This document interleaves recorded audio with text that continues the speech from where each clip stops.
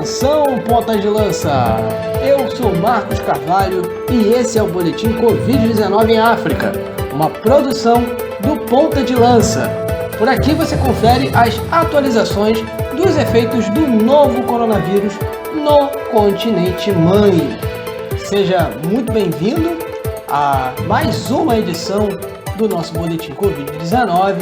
Chegamos aí à 7ª edição, agradecendo mais uma vez o prestígio da galera, os feedbacks. A gente tem recebido retornos muito bacanas, sugestões bacanas que um pouco mais para frente a gente também pretende colocar em prática. Estamos aí buscando fazer algumas melhorias no nosso podcast para que sempre seja agradável de ouvir, ainda que o tema não seja dos mais agradáveis, né? Falar sobre a pandemia do novo coronavírus que tem afetado aí todo o mundo, tá? Antes da gente ir para nossa numeralha, eu queria fazer já nesse início de episódio uma saudação aí ao meu pai, senhor Marcos Neves. Hoje é dia 25 de julho, quando eu estou gravando esse podcast, é aniversário dele. Queria deixar aqui o meu abraço para ele, enfim, o meu desejo de feliz aniversário. Um beijo aqui com muito amor para o meu pai, né, que é aniversariante de hoje, e a minha irmã, Gabriela, minha irmã mais nova, que fez aniversário ontem, né, no caso, no dia 24 de julho de 2020. Então, fica aqui a minha saudação para os dois, antes da gente partir para o nosso boletim, tá? Lembrando que o Boletim Covid-19 é apenas um dos produtos que nós temos aqui na casa, dos programas que nós temos aqui na casa.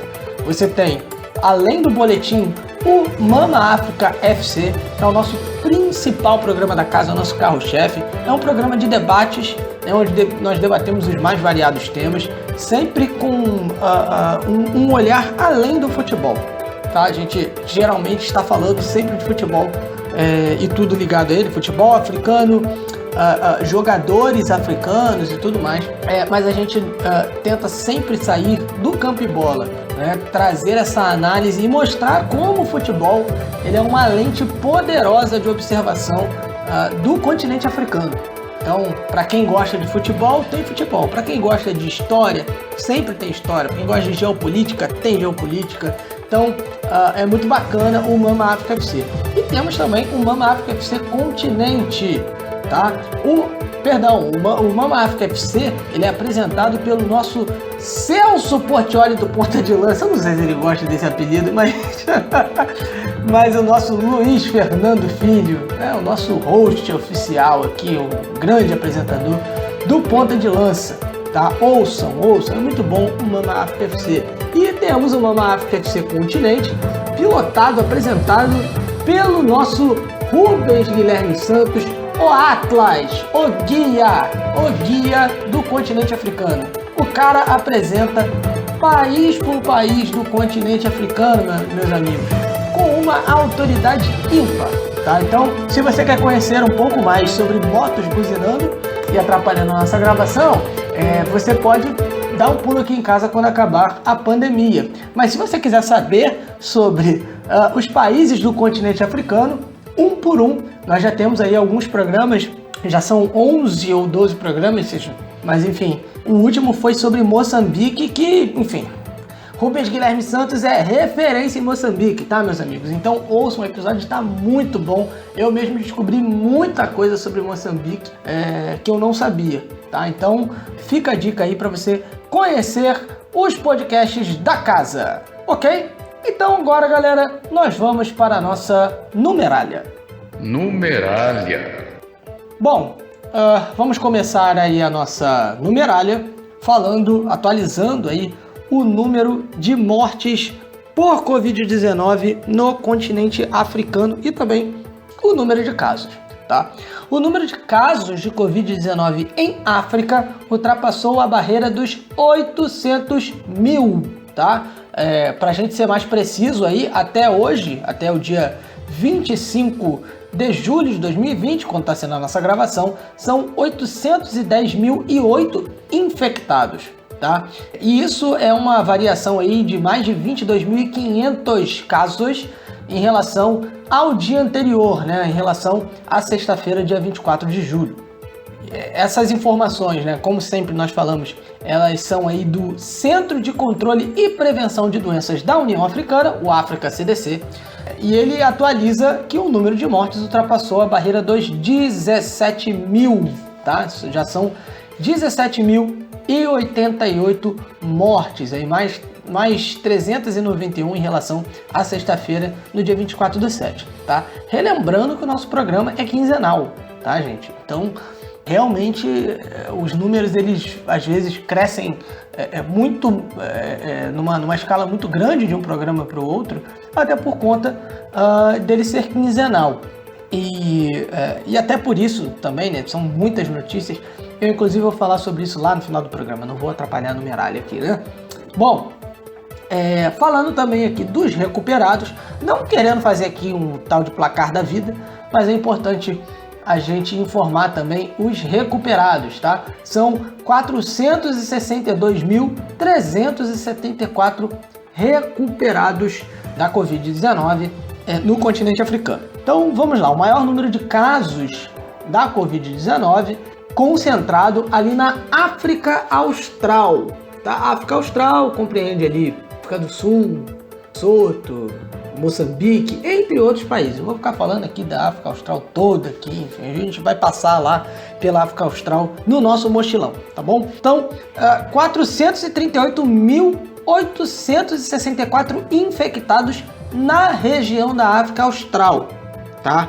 São 6.689 mortos. A grande maioria desses casos e também do registro dos mortos é na África do Sul, como tem sido rotina, tá? A África do Sul é o país que vem puxando aí as estatísticas de casos no continente africano, tá? A África do Sul é o país com mais infectados e mortos no continente, tá bom? Então, são 438.864 casos na África do Sul, maior número de casos no continente, e 6.689 mortos na África do Sul. No norte da África, que é uma região onde por várias vezes revezou aí com a África Austral como a região que mais teve casos e até número de mortos, os casos chegaram aí a 145.339 casos. Foram 6.206 mortes nesta região no total até hoje, tá? E foi ali que o coronavírus chegou até o continente, né? Ali no Egito, foi o primeiro caso. E o Egito, inclusive, a gente vai falar aí que tem um número elevado de vítimas mortais aí no continente. Antes, a gente vai dar uma passadinha rápida ali na África Ocidental, tá? São 116.069 infectados, tá? E 1.811 mortos. Na África Oriental, são 63.855 casos e 1.496 mortos. Números oficiais, sempre bom repetir. E na África Central, nós temos aí cerca de 45.281 casos e 886 mortos, tá bom? Agora vamos atualizar aquele ranking, né? Infelizmente, o número de mortes. Como nós falamos aí, a África do Sul é quem tem mais mortes no continente, os números que nós já citamos, enfim, para a gente não ser repetitivo. O Egito é o segundo país com mais vítimas mortais, são 91.072 casos, 4.518 vítimas mortais. Depois vem a Argélia, também no norte da África, com 22.552 infectados e 1.127 mortos. Entre os 5 países mais afetados aí também estão a Nigéria, país mais populoso do continente, com 39.539 casos e 845 mortos, e o Sudão, também no norte da África. A Nigéria não é no norte da África, mas o Sudão ali no norte da África, com 11.302 casos e 706 mortos, tá bom? Dando uma passadinha rápida nos países africanos lusófonos, né, o pessoal que fala a mesma língua que a gente. Cabo Verde é o que tem mais infecções, são 2.220 infecções, dentre as quais aí resultaram em 22 mortes. Angola lidera no número de vítimas mortais, né? Não lidera no número de casos, mas tem mais vítimas mortais. São 35 mortos entre os 888 casos diagnosticados. A Guiné-Bissau registra 1.949 casos positivos, com 26 mortes. Moçambique, 1.590 casos e 11 vítimas mortais. Tá? São Tomé e Príncipe tem 749 casos de infecção pelo novo coronavírus, com 14 mortes. A Guiné Equatorial, que integra a comunidade dos países de língua portuguesa, mantém há várias semanas, 3.071 casos e 51 mortos, tá bom? Lembrando que o primeiro caso da Covid-19 surgiu na África, ali no Egito, em 14 de fevereiro, e a Nigéria foi o primeiro país da África subsaariana a registrar casos de infecções 14 dias depois, no dia 28 de fevereiro, tá bom, gente? Então, agora nós vamos, depois de nós atualizarmos a nossa numeralha, nós vamos para o mochilão. Mochilão. Bom, nós vamos começar o nosso mochilão por onde a gente terminou ele no último programa, tá? A gente vai começar pela África do Sul. É inevitável a gente falar da África do Sul, porque, enfim, é o país com mais casos. A gente vai estar sempre falando da África do Sul por aqui. E nós vamos começar com a notícia de que o ministro de Recursos Minerais e Energia da África do Sul, o Gwede Mantashe, na segunda-feira ele foi internado no hospital com resultado positivo para a Covid-19. A presidência disse que o Mantashe e a sua esposa, a Noanda Mantashe, ambos testaram positivo para a Covid-19 na última semana. E aí eles foram colocados em, digamos, auto-quarentena. Tem uma declaração aqui interessante do governo sul-africano, vou abrir aspas aqui. Nós vamos continuar a dar a Mantashe e a família todo o suporte que eles precisem durante este tempo. Nós desejamos que tanto o ministro quanto a sua esposa tenham uma recuperação rápida desse inimigo invisível.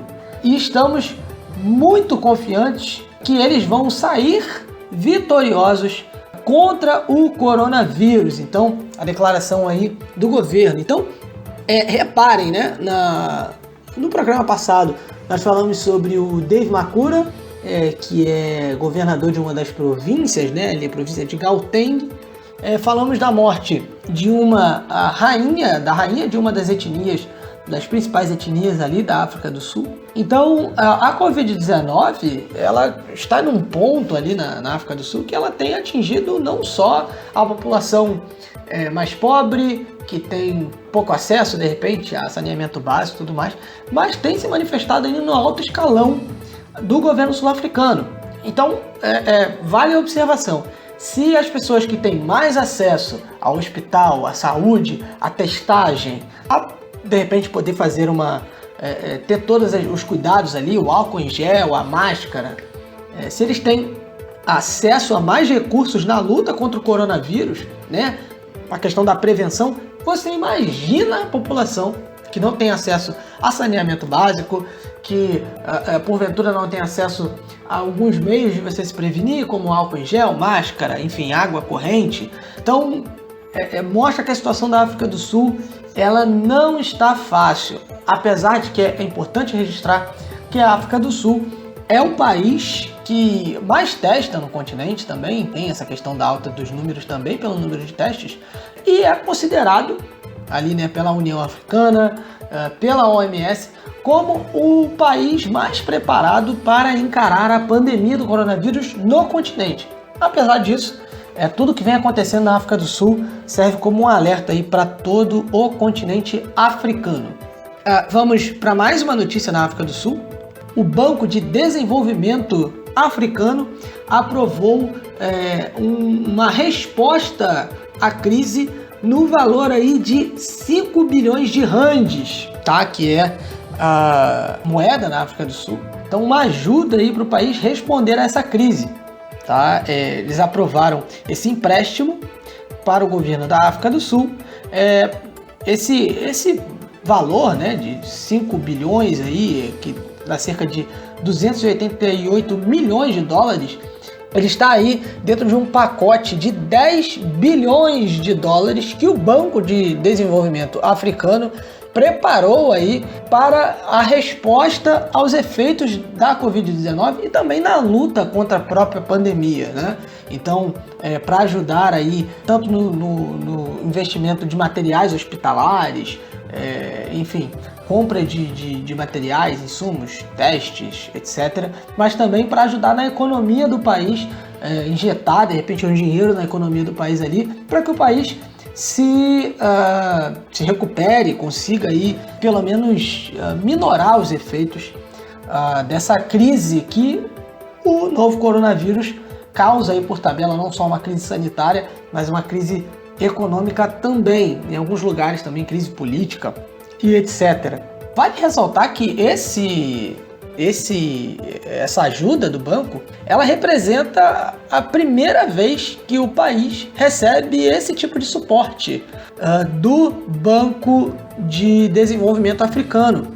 Então é bem significativo, mostra que realmente a situação ela não é só atípica, como também é complicada aí na África do Sul. Encerrando o nosso mochilão da África do Sul, uma notícia que fala sobre o extremo alto nível de estresse que muitos trabalhadores têm lidado na África do Sul, tá? Isso é um apontamento que foi feito pela South African Depression and Anxiety Group, né? A sigla aí, a SADAG, é o grupo ali que pesquisa, né, a depressão e a ansiedade ali na África do Sul. E é interessante notar que houve um crescimento muito grande de chamadas, né, telefônicas para esse grupo, praticamente dobrou desde o início do lockdown, e às vezes são cerca de 1.400 ligações por dia para esse grupo, né, o que eu vou falar aqui, que é o SADAG, tá bom?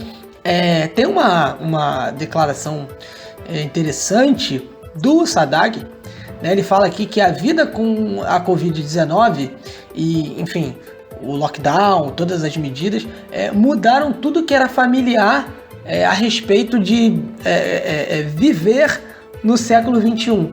Então a gente tem aí o distanciamento social, né, as medidas de distanciamento social para conter as curvas,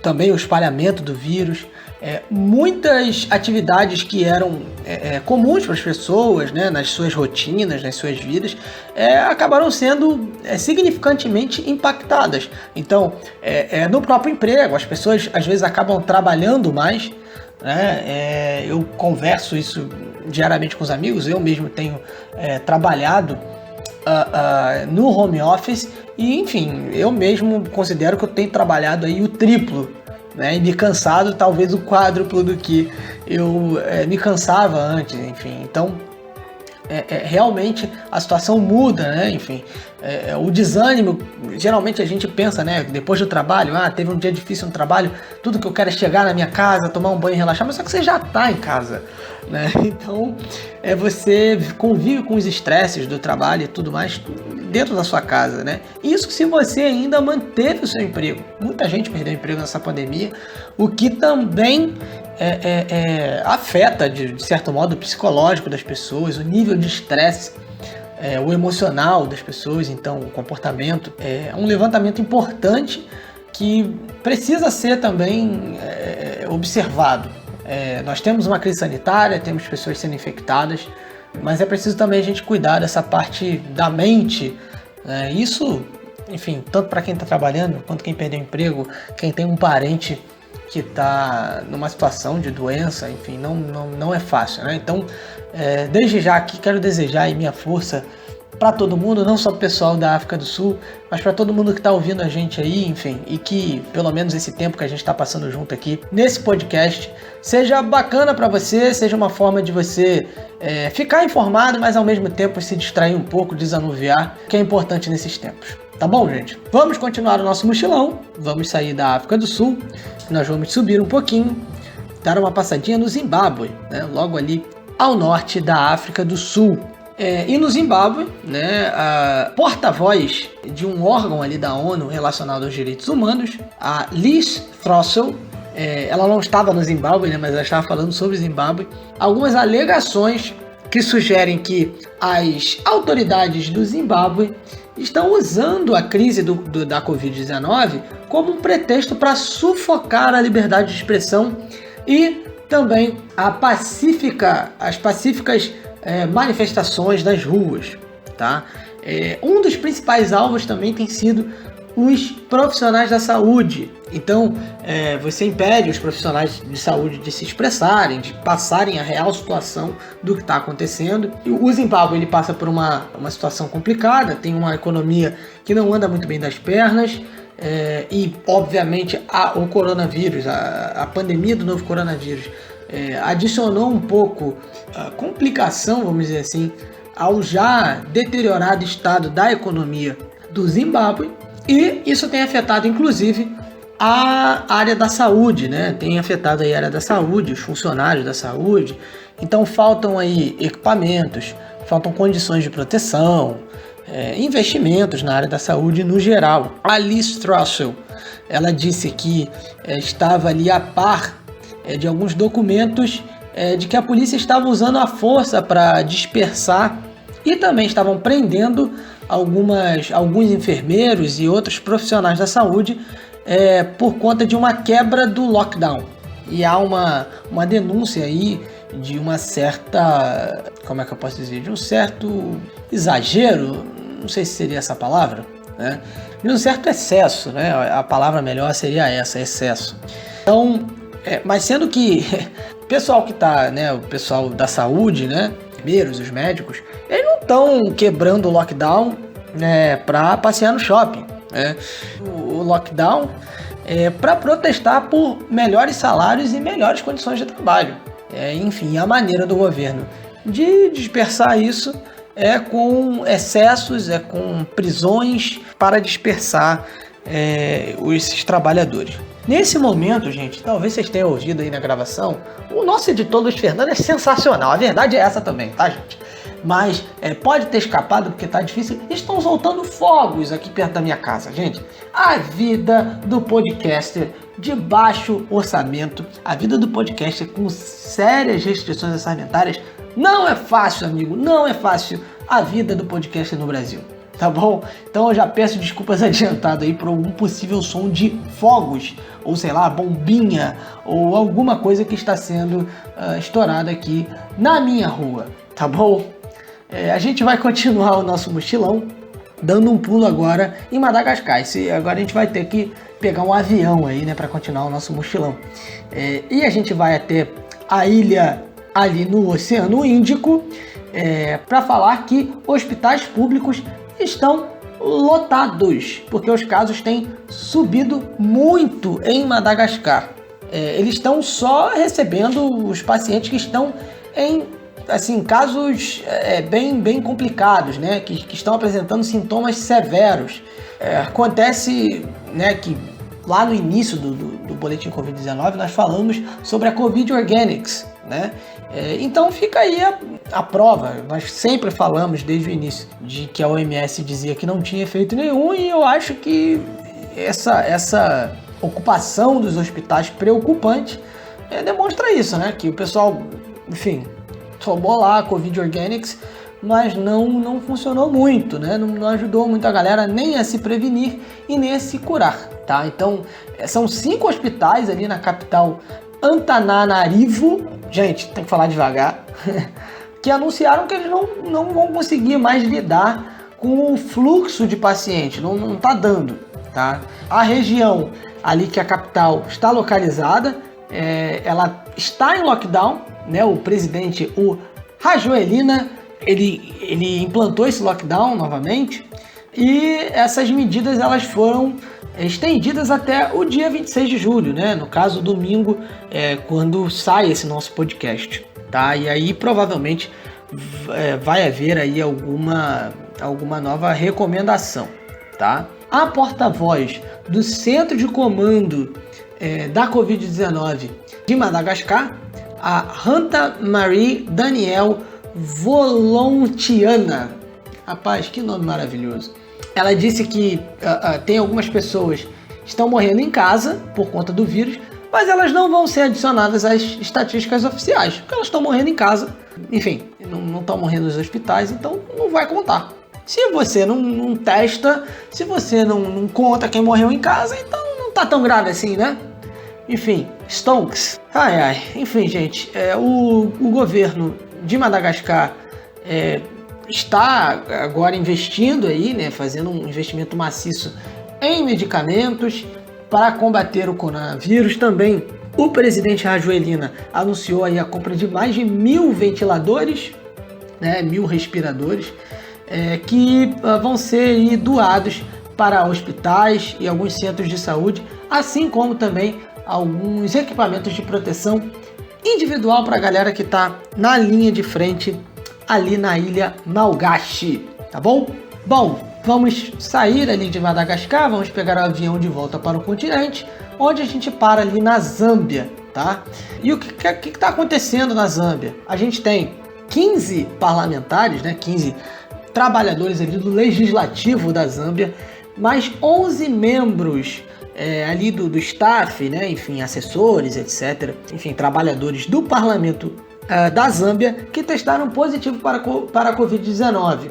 O ministro da Saúde da Zâmbia disse na sexta-feira que alguns dias após a Assembleia ali ter suspendido as sessões e tudo mais por conta de uma morte, né, de um dos parlamentares, esses casos aí vieram à tona, né? Esse parlamentar ele morreu por conta de uma doença respiratória. Então não se sabe, né, a matéria não diz se foi de fato coronavírus, mas foi uma morte por conta de uma doença respiratória. Que por acaso o coronavírus é uma doença respiratória. Por acaso. A Zâmbia também não passa por uma situação financeira muito boa, tá? Está bem endividado e tem aí uma previsão de recessão econômica de mais de 4% nesse ano por conta de toda a crise da Covid-19. É mais um país aí que, além de uma crise sanitária, se vê aí enfrentando uma crise financeira também. Gente, vou dar uma voltinha aqui de novo no Zimbábue, tá? Uma notícia aqui importante. O presidente do Zimbábue, o Lazarus Chakwera, ele disse que está falando aí com um cidadão do Zimbábue, ele é nacional do Zimbábue, que ele está no Reino Unido, e ele é um bilionário. O cara é um bilionário, é um homem de negócios, é um filântropo. Ele é quase o homem de ferro do Zimbábue, né? Enfim, é o Strive Masiyiwa. Eu espero que esteja aí correta a pronúncia. Me desculpa, Strive, se eu não estou falando correto o seu nome, tá bom? Um abraço aí para você. O Strive, ele prometeu aí fornecer ventiladores, né? Enfim, respiradores e investimento na saúde. Ele não é um cara... isso não é novidade, tá? Ele, em alguns governos anteriores, ele já participou ali, enfim, investindo, colocando dinheiro ali no governo de Zimbábue, e ele mostrou, né, interesse de ajudar a administração do Chakwera, né, como ele fez em outros governos anteriores. Ele é o fundador da Econet Wireless, né, então o cara aí do ramo do TI, tá? Então tá aí o nosso querido Strive. Espero que ele consiga aí fazer esses investimentos e ajude o pessoal lá no Zimbábue, né? Então a gente tinha ido do Zimbábue, foi para Zâmbia, voltou para o Zimbábue e agora nós vamos para Angola, tá? Vamos ali para a terra dos meus amigos angolanos, onde mais de 200 cidadãos angolanos retornaram de Portugal, tá? Foram ali pelo menos 260 cidadãos angolanos que voltaram ali na sexta-feira, no dia 24 de julho, para Luanda num voo ali vindo de Lisboa, o voo da TAAG. A TAAG é uma companhia estatal ali do governo angolano de voos, né?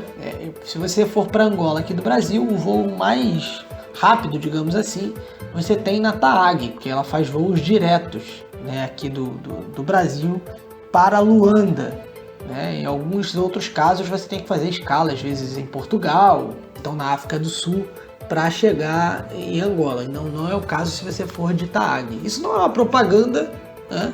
Mas fica aí a dica. Então esse voo, ele é um voo humanitário, digamos assim, e ele faz parte de um programa de repatriamento que tem aí o intuito de trazer, obviamente, em fases, né, mais de 2.000 cidadãos angolanos que estejam fora do país. E aí, enfim, quando o pessoal chegou no aeroporto lá em Luanda, foi uma alegria. Enfim, tinha criança, tinha idosos, tinha gente que tinha sido infectado, mas conseguiu terminar o tratamento e se curar da coronavírus, da Covid-19 na Europa. Enfim, estavam felizes ali.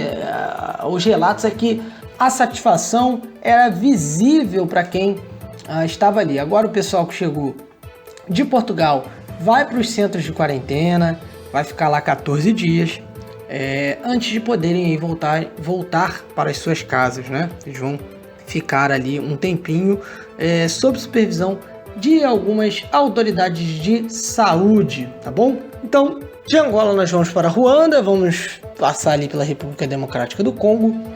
Em Ruanda nós temos aí testes da Covid-19 abertos ao público geral, tá?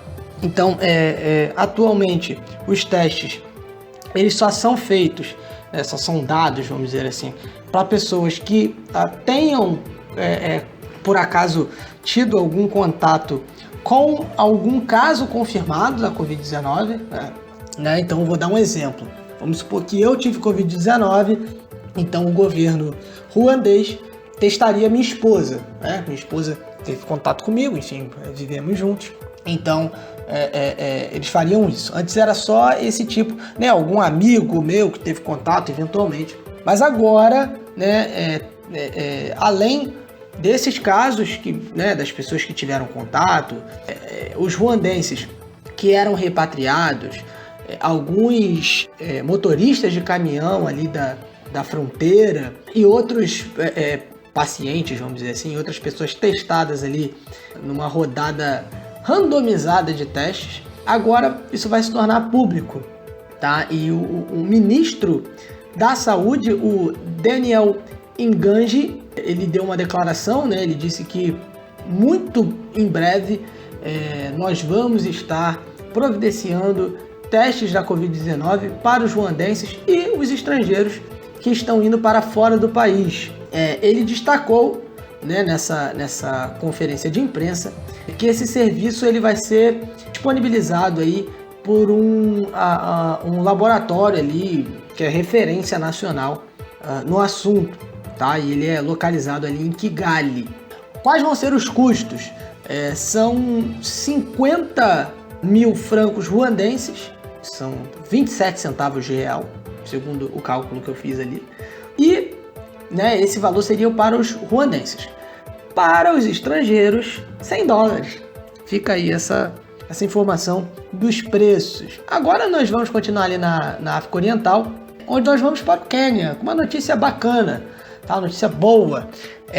Ali falando sobre a indústria das flores no Quênia, que está conseguindo se recuperar a maneira que o lockdown na Europa ele tem, né, enfim, sido relaxado, né? As medidas de distanciamento e contenção têm sido, digamos assim, relaxadas. A demanda pelas flores ali do Quênia, ela foi recuperada ali em 85% do período pré-coronavírus, tá? Então, havia uma demanda X, né? Obviamente, durante a crise do coronavírus, essa demanda ela caiu bastante, mas 85% dessa demanda foi recuperada, tá? E por que a gente está relacionando isso com a Europa, tá?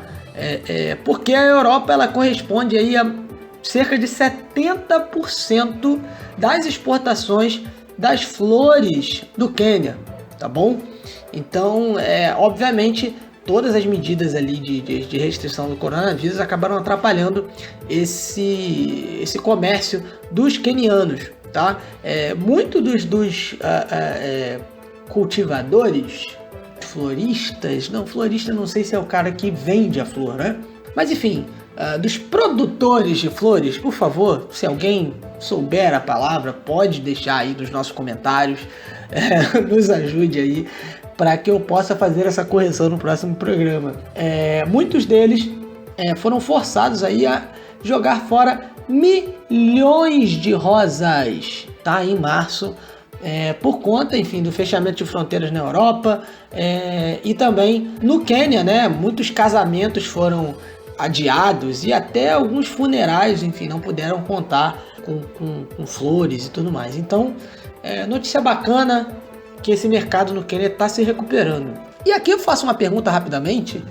Se alguém entender disso, creio eu que o mercado de cosméticos está tentando algumas, enfim, manobras. Por exemplo, o batom, eu acho que está mais barato. Minha esposa comprou recentemente batons muito baratos. Né? Não sei se é porque isso é pelo fato das pessoas estarem usando menos batons. Está usando batom um pouco menos, acho que fica melhor, por conta do uso de máscara. Então fica aí essa dúvida. Se alguém souber, colabore com a gente, tá? Agora nós vamos fazer uma outra viagem de avião para encerrar. Gente, tem muito mais notícia que a gente gostaria de dar.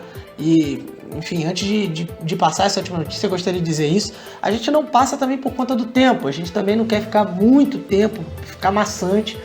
Por mais que a gente tenha recebido alguns feedbacks a respeito disso. Tinham muitas notícias para a gente passar, até na África Ocidental ali também, na Libéria, né, que está saindo do estado de emergência.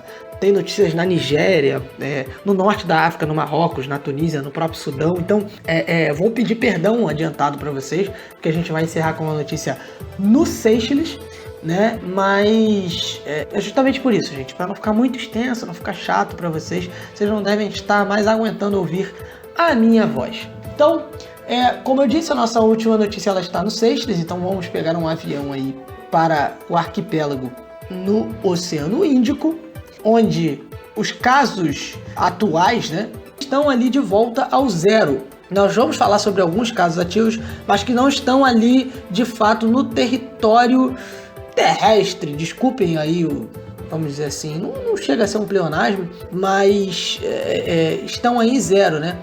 6 casos suspeitos tinham sido testados na quarta-feira e testaram negativo, né? E outros que estavam ali se recuperando, né? 6 cidadãos ali de Seychelles que tinham testado positivo anteriormente, estão ali recuperados. Então não há casos ativos no país nesse momento, tá? Os casos ativos no momento estão no mar, né? Eles têm ali 36 casos ativos que estão em alguns rebocadores, vamos dizer assim, eu vou usar essa palavra, que são alguns barcos que também levam suprimentos ali para plataformas de petróleo, enfim, e algumas outras embarcações. Esses casos estão sendo monitorados ali, estão nessa frota marítima ali no entorno. Tá bom, gente? Então, repito, a gente tinha muito mais notícia essa quinzena aí, tinha bastante notícia interessante, mas é isso, a gente não quer também ficar muito extenso, muito maçante, e a gente até pede esse feedback de vocês com relação a isso, né? Se estiver muito maçante e tudo mais. E repito, estamos pensando já e desenvolvendo em um outro produto, assim, que seria um braço aí do Boletim Covid-19, com notícias mais gerais também, enfim, sobre o continente africano, focando no continente africano, falando sobre política, enfim, sobre outras questões que não sejam relacionadas só ao coronavírus, tá bom? Mas não acabou ainda, tá? Você nem pense em apertar o stop, tá? Continua lavando a sua louça aí na nossa companhia, porque agora vem ela, a mensageira da bola, Carol Tavares, com o Giro do Futebol em África. Giro do Futebol em África. Fala pessoal, espero que esteja tudo bem com vocês por aí, simbora que hoje eu trouxe bastante assunto para vocês sobre o futebol no continente africano. No Egito, o meio-campista Hamdi Fati, do Al-Ahly, testou positivo para o novo coronavírus. O clube anunciou que todas as medidas de precaução quanto à saúde dos profissionais estão sendo tomadas e os testes de Covid-19, por serem obrigatórios, estão sendo realizados com todos. Outro caso preocupante aconteceu com o Entag El Harbi, que relatou 18 novos casos de coronavírus na equipe, após os testes feitos pela Federação Egípcia de Futebol. A Premier League egípcia retornará no dia 6 de agosto, 5 meses após a paralisação. O Al-Ahly jogou um amistoso preparatório nesta sexta-feira, dia 24, contra o Esmurra e venceu por 4-0. A Premier League egípcia tinha parado inicialmente na metade do mês de março, assim como boa parte dos campeonatos de futebol do continente africano e também ao redor do mundo. Os primeiros jogos a serem realizados nesse retorno serão os restantes da primeira rodada, seguidos pela segunda rodada e assim por diante. Indo para a Serra Leoa agora, a temporada 2019-2020 de futebol na Serra Leoa também foi cancelada, só que por lá, diferentemente de alguns outros países do continente, não houve campeão, nem rebaixados, nem ascensões à primeira divisão. Serra Leoa se torna o último país a cancelar sua temporada de futebol. Até agora, apenas a Tanzânia, a Somália e a Zâmbia retomaram suas ligas de futebol. Em Gana, a temporada 2020-2021 da Premier League do país já tem data de início, 31 de outubro, mas será implementado um novo formato da competição, com os 18 times divididos em Zona Norte e Zona Sul. Esse novo calendário deve sincronizar a Liga de Gana com o calendário da Europa. Na Zona Norte estarão a Asante Kotoko, Ashanti Gold, Aduana Stars, Berecum Chelsea, Betchen United, King Faisal, Medeama SC, Eleven Wonders, Legon Cities FC. A Zona Sul terá Dreams FC, Karela United, Hearts of Oak, Accra Great Olympic, Elmina Sharks, Wafa SC, Inter Alice, Ebuzua Dwarfs, Liberty Professionals. Essa temporada do campeonato foi paralisada em meados de março e cancelada no dia 30 de junho, logo após uma reunião do Conselho Executivo da Associação de Futebol de Gana. Em Lesotho, a Federação de Futebol anunciou no dia 16 de julho que a temporada 2019-2020 da Liga Nacional seria cancelada devido à pandemia do coronavírus. Com isso, o Bantu FC foi declarado campeão e participará da próxima temporada da Liga dos Campeões da CAF. Nenhuma equipe foi rebaixada, porém o Manoniane FC e o CCX FC subiram para a primeira divisão. Agora eu vou trazer para vocês outras notícias. Já faz um tempinho até, mas eu acho que vale a pena relembrar. No dia 12 de julho, há 2 semanas, uma mulher negra subiu ao pódio da Fórmula 1 pela primeira vez em 70 anos da categoria. Tô saindo aqui um pouquinho do futebol, mas ainda continuando nessa área de esportes, porque eu acho que vale muito a pena que a gente fale sobre isso. A Stephanie Travers, de 25 anos, é engenheira de fluidos da Petronas, nasceu no Zimbábue e representou a Mercedes como a profissional de destaque do GP da Estíria, na Áustria. Ao lado do único piloto negro da Fórmula 1, Lewis Hamilton, a Stephanie comemorou a vitória da Mercedes naquela prova. Ficamos muito felizes de ver uma mulher negra, africana e super capacitada como ela, quebrando mais esse paradigma em um esporte ainda tão machista, racista e elitista. E essa conquista da Stephanie com certeza foi um pouco nossa também. A novela de quem vai sediar a fase final da Liga dos Campeões da CAF continua a todo vapor. Já trouxe para vocês também antes algumas informações sobre isso, mas agora vamos atualizar. No dia 13 de julho, a Federação Tunisiana de Futebol escreveu à CAF expressão da disposição em sediar as semifinais e finais da Liga dos Campeões de 2019 e 2020. A indefinição da sede aconteceu depois de Camarões declarar que a situação atual da pandemia da Covid-19 e a previsão de fortes chuvas para setembro impossibilitariam o país de receber os jogos. Como informamos antes, a Associação Egípcia de Futebol também teria interesse na sede. Também foi cogitada a possibilidade de Abu Dhabi ou Dubai, cidades dos Emirados Árabes Unidos, receberem os duelos das fases finais da maior competição interclubes da África. No dia 14 de julho, porém, Camarões desistiu de sediar as partidas restantes da Liga dos Campeões da CAF. Com isso, o Egito e a Tunísia seguiram na disputa para receber os jogos. As semifinais da Liga dos Campeões da CAF vão ser disputadas na forma habitual, com jogos de ida e volta na casa dos clubes. Se 2 equipes do mesmo país chegarem à final, esse país vai sediar a final. Caso contrário, a final vai ser realizada em um local neutro.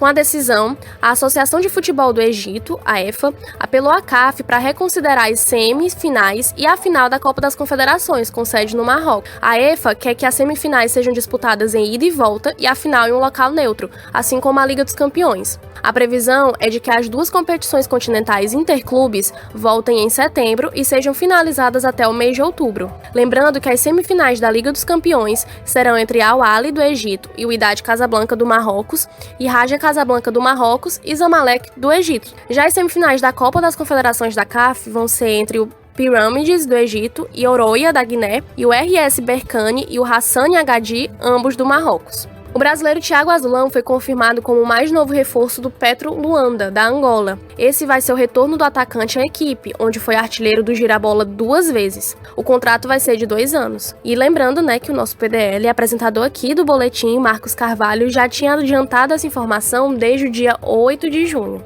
No dia 19 de julho, morreu o ex-atacante da seleção de Gâmbia, Alhaji Momodu Niji, mais conhecido como Biribiri, aos 72 anos. Biribiri teve passagens pelo futebol gambiano, inglês, dinamarquês e espanhol. Ele é um dos maiores jogadores de Gâmbia e foi o primeiro de seu país a atuar na Europa. Ele é considerado ídolo no Sevilha. Por lá ele atuou em 99 jogos e marcou 32 gols, ao longo de 5 temporadas. No primeiro time da carreira e no último, ambos de Gâmbia, conquistou títulos do Campeonato Nacional e da Copa da Gâmbia. E agora, de acordo com a mídia ganesa, o atacante Asamoah Gyan irá jogar no Wydad Degla SC, do Egito.